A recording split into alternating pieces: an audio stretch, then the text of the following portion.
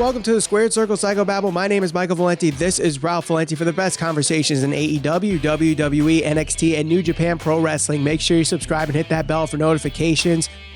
There's a lot to talk about after Wednesday night with AEW Dynamite and NXT on the USA Network, both putting on really good shows, right? Really hard to decipher which one was better between the two, so I'll put a poll above my head. Let us know what you think was the better show between AEW Dynamite and NXT and comment below why you think so. But the main events, pretty newsworthy main events here for both shows, Ralph. Yep, both certainly delivered. Both of them on both shows brought it to another level, especially that NXT one. I mean, that one was kind of off the charts. That was really good in my opinion. Yeah, in case you didn't watch, the main event for NXT was a triple threat match for the North American Championship. Roddy Strong retains over Keith Lee and Dominik Dijakovic, but it was afterwards that was really the newsworthy thing where Undisputed Era comes out, they're celebrating, and then we get Tommaso Ciampa comes out, Johnny Gargano comes out, but then Finn Balor comes out thinking, you know what, he's joining these guys. We're hinting a war games between these three and the Undisputed Era. Then out of nowhere, Finn Balor Pele kicks Johnny Gargano, and I don't know if I would call it a heel turn just yet, because we had something similar to this last year with Johnny Gargano, where he was doing heelish things, but at the end of the day, his focus was to win the NXT Championship, and I think that's what we're getting with Finn Balor. Well, I think the difference between those two situations were, correct me if I'm wrong, somebody, was it Ciampa that eventually got hurt? Yes. So they had to turn him heel to progress a storyline because they needed a heel for... forget who it was at the time. Aleister Black, no? Aleister Black? I think so. I don't remember off the top of my head, but either way, I actually do think this was a heel turn for Finn Balor, which is a little surprising because when you think back to his run on the main card, or the main roster rather, on SmackDown or on Raw, whichever it was, the thing people were begging for was for him to turn heel, for him to join sides with AJ Styles and kind of have a reincarnation of some type of Bullet Club. And essentially, I guess you're kind of getting that. I mean, they teased it a little bit. He didn't necessarily join the Undisputed Era, but certainly they were in the ring. The group was in the ring. They did their little salute. Finn Balor was staring back at them, and they kind of teased that he could have joined, but they didn't necessarily drive that home. So is he going to? I guess we'll have to wait and see. But for those of you who don't know, at separate points, Finn Balor was at one point the leader of the Bullet Club. Adam Cole was a member of the Bullet Club at separate times. But so there was that link between the two. So I thought it was pretty cool. I thought it was well done. Definitely unexpected. Wasn't seeing that coming. And it also was effective because they were able to keep Johnny Gargano off TV for quite some time. Yeah. And I've been saying this for a while. Like, why isn't the quote unquote face of NXT been on TV for the first 3 weeks, really? I mean, he had a match in one of those 4 weeks, but really haven't seen him outside of what we saw at the end of NXT. And such an well-executed, if it is a heel turn, well-executed heel turn, and just progressing the storyline, a little bit of a cliffhanger at the end, which is awesome. AEW, they also had a nice ending here, which ended in a time limit draw between PAC and Jon Moxley. Moxley looked like he was going to get the victory with the paradigm shift, but, you know, he couldn't quite get the pin in before the time ran out. So with 3 seconds left, PAC kicks out. He tries to pin him again, but the time is gone. Moxley gets mad. He paradigm shifts the referee, Paul Turner, and we go off air. And I love this because we know that Moxley has his thing with Kenny Omega. Mm-hmm. PAC is going to be doing his thing, trying to keep himself in the number one contendership for the AEW Championship. You would think Moxley, this is far from over. And I love this. I'd love to see where this goes, and it makes you want to watch either AEW or NXT. That's what I love about this. Yeah. No matter what show you like, whatever show you're watching, I think both delivered and made you want to watch more. Yeah. I just hope they don't go to the well one too many times with these, time limit draws. No.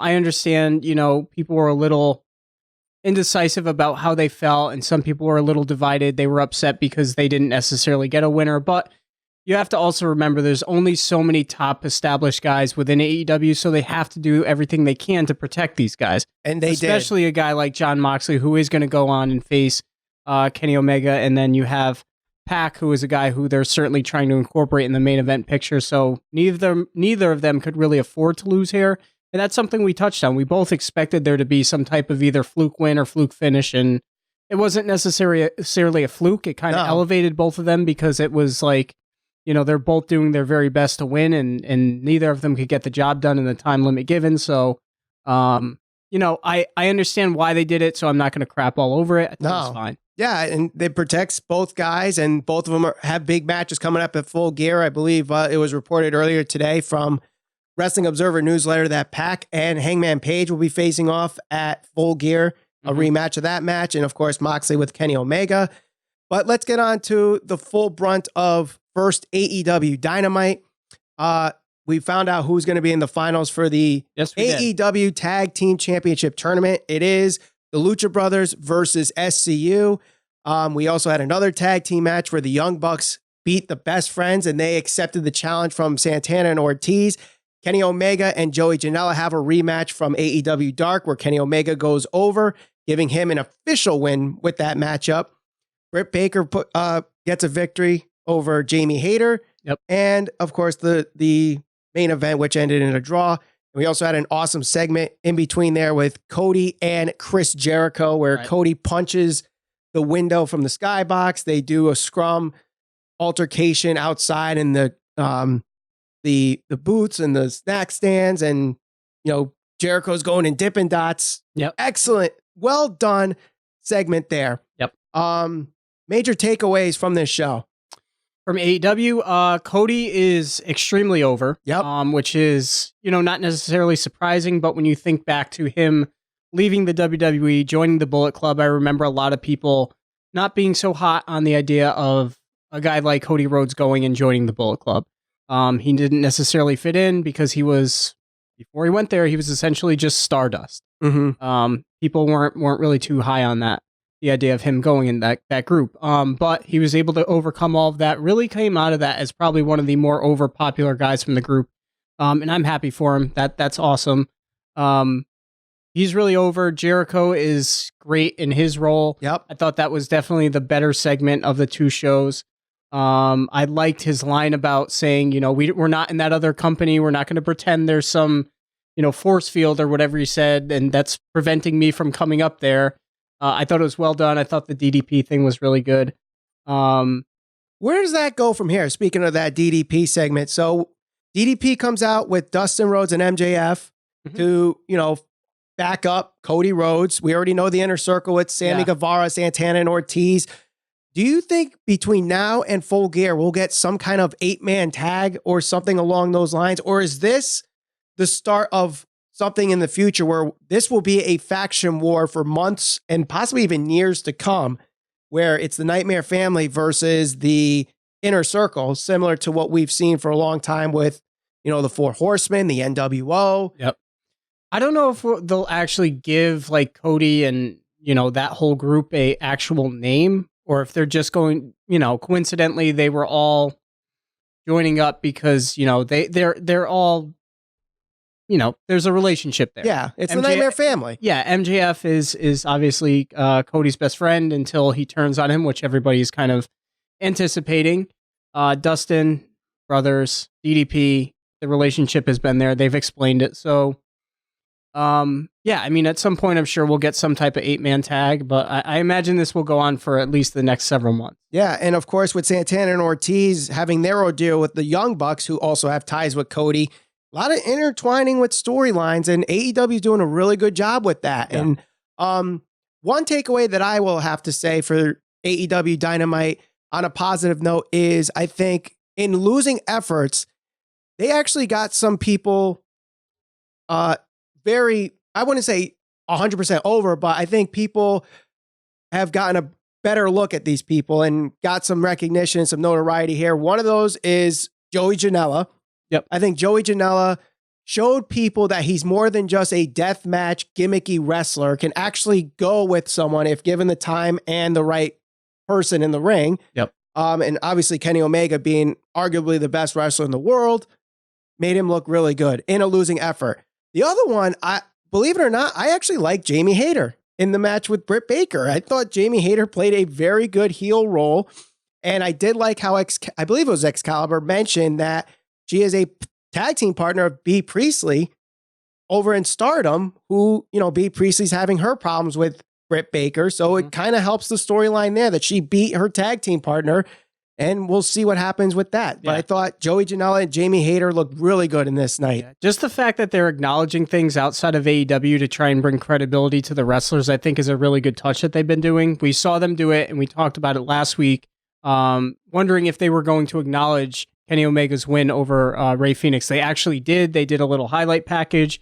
I thought that was done. It was good. It helped establish Kenny Omega as one of their top guys, and gets Triple H a little more exposure. They didn't bring the belt out though. Which, no, he didn't. But. Well, maybe we'll see that in months to come. Maybe they'll have on Dynamite a defense where he faces somebody for that title. Who knows? But I thought the tag team matches were good, but I think there's still a little tweaking that needs to be done here. Yeah. So I think some people are a little divided on this. I did see some negative comments on the opening match. Private Party, Lucha Brothers. I referred to it on Twitter as a train wreck, which I definitely think it was. I did not think this was very good. And I saw other people giving a lot of praise to it. Dave Meltzer is probably the most notable one, saying it was an unreal match. I thought it did a couple of things really well, and that was establish that there are really athletic guys in the Lucha Brothers and Private Party. I think Private Party came out of this looking a lot worse than they have in the past several months. I think they were exposed to a certain extent, where they were in the ring with a top-level tag team in the world, one of the very best tag teams that you're going to find in the world, with the Lucha Brothers. And you could certainly tell a difference in how good the Lucha Brothers are versus the Private Party. Right. Private Party came across, they looked really green. They were tentative at certain spots. It looked like they were anticipating moves, like certain spots were predetermined, and it came across as really choreographed and staged. Now you bring up the choreographed thing, and here's the question I got to ask is, I feel like the Lucha Brothers are very much like the reputation that Macho Man Randy Savage had, and that every move needs to be planned out ahead of time. Like the whole match from beginning to end needs to be boom, boom, boom, boom, boom, boom. Yep. You need to know where it's going. And if it doesn't quite get there, you're lost. Now, Macho Man Randy Savage was much better at executing these matches than many, many wrestlers. He's one of the best of all time. And the Lucha Brothers are one of the best tag teams in the world, if not the best tag team. They're one of the best luchadors, if not the best luchadors. So I don't know if I would necessarily give all the blame, or if any blame, on Private Party, because I think they were trying to plan out the match move for move. And I think we actually saw this with the Lucha Brothers and SCU at Fight for the Fallen, where if moves were not 100% ready, they kind of pause and they're like, okay, exactly. What's the next move? Yeah. And I think you could really tell in this match that was occurring in the ring, especially with Private Party. Now, the Lucha Brothers, I've seen countless matches with them, and, they have their high spots. Maybe it's predetermined, maybe it's not. I really don't know. But it never comes across as there's, kind of these moments where people are stopping the movements, or there's, it's almost like Private Party was waiting for, the match to progress. Right. Like waiting for the spot to happen in certain parts of the match. The other big thing, which I mentioned last week as well, this match specifically, there was a point in the match where we talked about where Pentagon tagged in Phoenix. Phoenix did a moonsault to the outside. Pentagon went for a pin on the inside. The referee actually acknowledged the pin, counted 2, and then proceeded to tell him he needed to get out of the ring right after that because he wasn't the legal man. And commentary actually tried to explain this, mentioning, they're not used to that because that's not really the Lucha style and all of this. If this is for the tag team championships in AEW, and this is a tournament, you would think that everybody needs to apply to the same rules. Right. At least that's what I would think. Or at least explain why they're not abiding to these rules. Right. That's a major issue. I mean, these are little details that make a big difference. I think the commentary needs to explain exactly the rules of AEW tag team matches, because I think most people watching AEW are accustomed to the traditional tag team, whether that's in WWE or WCW or the territories. There's, the guy has to be tagged in. The other person has to get out before the tag of the count of 5. The legal man can't be in attacking and double teaming.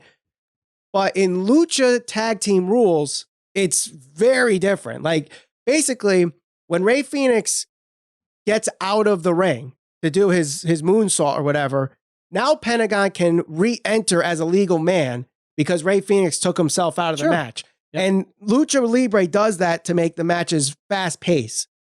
That's their style. And I think Excalibur tried to explain it this way, but I don't think he did it in the best way. And even JR said, that doesn't make any sense. Right. You can't have your commentator saying it doesn't make sense and expect a viewer to expect it makes sense. Well, not only that, I mean, let's imagine if you're there in the live crowd.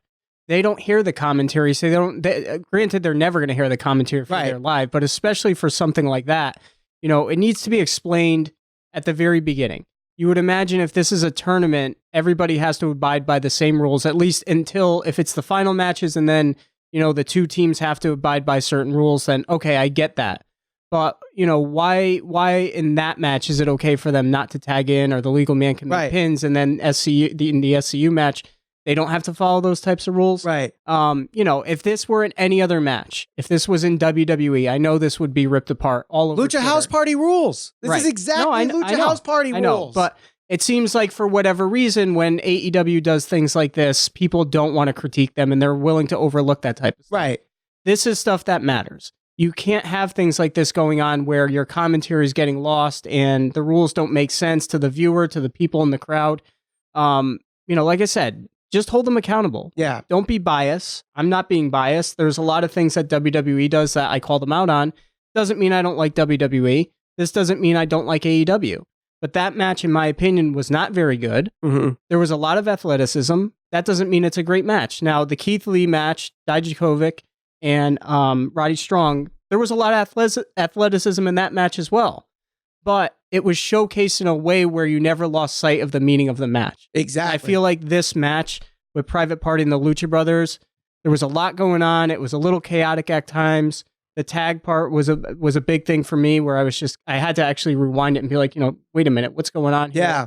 If I can't keep track of what's going on in the match, I can only imagine how hard it is for the commentary team to keep. And that's true. So, I mean, I'm sure we'll get criticized for trying, being called nitpicking for this. And maybe we are nitpicking it a little bit. No, that's not nitpicking. It's a tag match. There's a legal man and there's a not legal man. Right. Like I said, if it was WWE, people would be all over it. Maybe. So you're right. But I think it was better enforced in the other two matches, though. Dark Order and SCU and the Young Bucks and the Best Friends. We had a little bit more order. Yeah. Where we had an idea of who the legal man was. There was a story told. It was fast paced, but it wasn't like train off the rails, things going all over the place, not knowing exactly what's going on. Right. It was like the Private Party and Lucha Brothers. It's okay to be fast paced. We're not saying you can't be fast paced. No, that part doesn't bother me. Slow down just a little bit so that people can follow. Like, I think there's a lot of wrestling fans who could catch up with that, and that's fine. And if you enjoy it, you enjoy it. That's fine. But I think there's a lot of wrestling fans, and I see it in the comments, that are saying specifically with that match, slow down. Yeah. Slow down. And I think that would really help Private Party with their tentativeness in the match of going from spot to spot, not knowing where they are at times. If they slow down a little bit, maybe it won't look as obvious. Yeah. So slow down a little bit. But like I said, Best Friends, Young Bucks had a good match. SCU and Dark Order. I thought, honestly, the Dark Order, this was probably their best match since they've been in AEW. Yep. But they just can't get a reaction. No, they can't.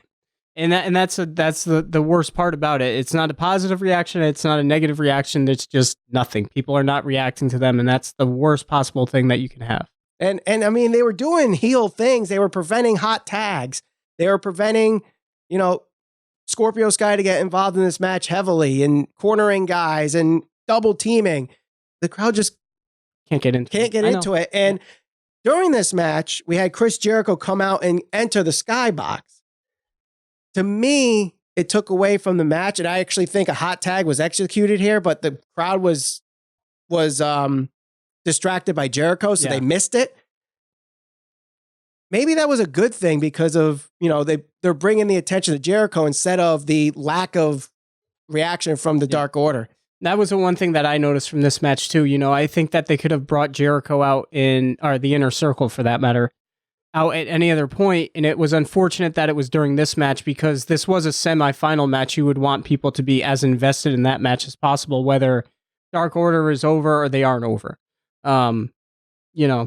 And it kind of took away from it a little bit, but Chris Jericho is Chris Jericho. Right. Wherever he goes, people are going to follow him. Right. I think that would be that. I'm okay with what they did. I just think the timing of it was bad. Yeah. Do that during the Young Bucks versus Best Friends or during Kenny Omega versus Joey Janela, where it actually makes sense.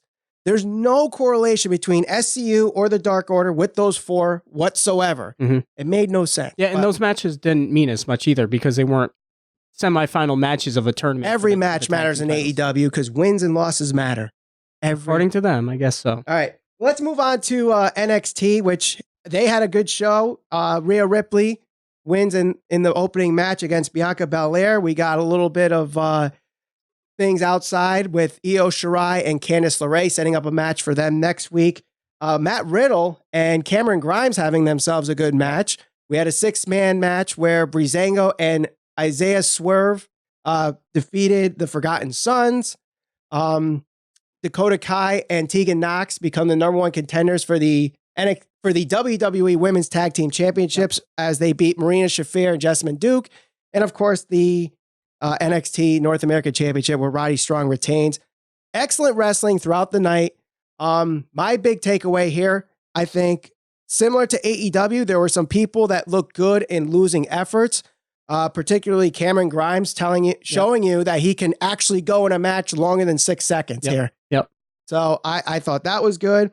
You got the tease with him and Tyler Bate at the end too. Yep. So I imagine that will develop into something down the road. I think they announced the match next week. Okay. So we got that. The women's division, which I think was a weak link for a while, we're starting to build that up. And, with Tegan Knox and Dakota Kai beating Jessamyn Duke and Marina Shafir, I don't think that's the end of that feud because Tegan Knox and Dakota Kai both are going after Shayna Baszler. I've put their interest in the women's championship match. So I see Marina Shafir and Jessamyn Duke actually interfering and costing them the tag team championships next week.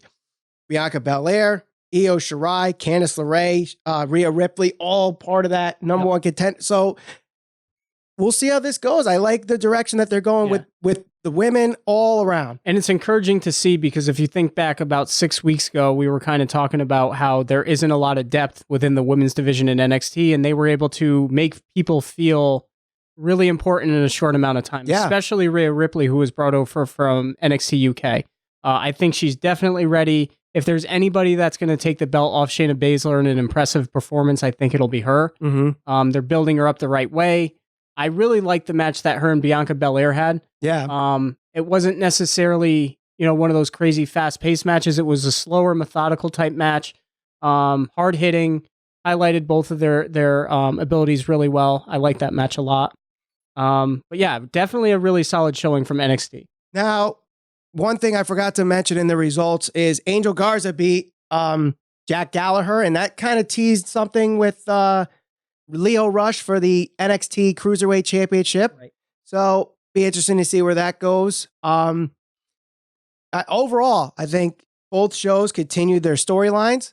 Both shows showed people in losing efforts strongly. I think both shows put guys over. So overall, both shows were really good. It was really hard to decipher which show was better, honestly. They both had really good things that were good.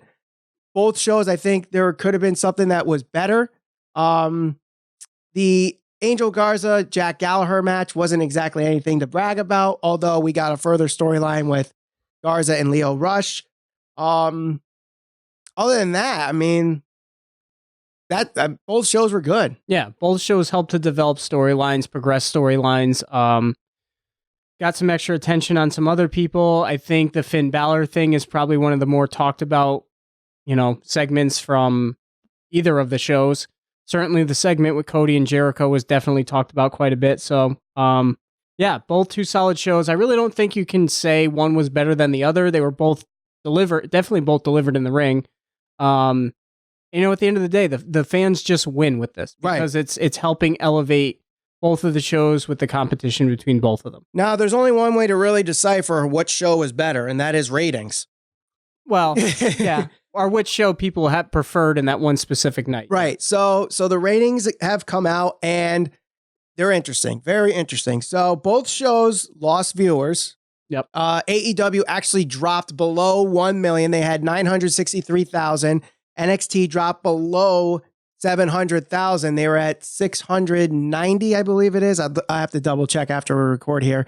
But interesting thing, the demographics for the 1845 demographic shares, their ratings actually went up. Mm-hmm. So while viewership was down in the total, their ratings actually were up. So the question is this a win for both AEW and NXT when you think about it? I say it is a win. Well, I think it would be a win when you think about the competition they had going against them. Game 2 of the World Series. Yep. Two good teams. I think it was, how many people watched it? 12 million people watched it? 12 million people were watching the World Series last night. So, and that's the other thing too. When people talk about the ratings, and I could talk from my experience working in television, working in radio. I know how this rating stuff works. People are focusing solely on viewership. Right. That's not how ratings work. First off, both of them got increase in the demographics, 18 to 45. AEW had a 0.45. NXT had a 0.21, despite their lower viewership. So that should tell you right there that the overall cable viewing America was down because they were watching the World Series, which is measured differently because they're on network television. The other thing you can point out with that too is AEW absolutely destroyed NXT in that specific demographic, which isn't good for NXT. They did. They doubled them in the overall. They tripled them in the males, I believe. Yeah. And males 12 and up, I think they doubled them. So AEW is obviously dominating in the ratings right now. And rightfully so. I mean, AEW was kind of pushing it like it has to be the must-see show, whereas NXT, up until this week, really haven't given you a reason to say, okay, this is appointment viewing content. Mm-hmm. This week, I think they changed that. So maybe we see a narrower gap in the weeks to come, but I think this is a huge win, especially because you had the World Series. You have the start of the NBA season, where at the same time, you have Boston versus Philadelphia. Two huge markets playing. Yep. Chicago's playing. Detroit's playing. Both New York teams are playing. And you were able to be number 4 overall in cable, number 2 in those 2 hours. That's a win for AEW, folks. Yep. That's a win for AEW. So let us know in the comments what you thought of both AEW Dynamite and NXT on the USA Network in the comments below. Don't forget to share this all over social media. We're on Facebook, Instagram, and Twitter at SCPB Podcast. And for the best conversations in AEW, WWE, NXT, and New Japan Pro Wrestling, subscribe and hit that bell for notifications. Ralph Valenti, my name's Michael Valenti. Thank you for watching the Squared Circle Psychobabble.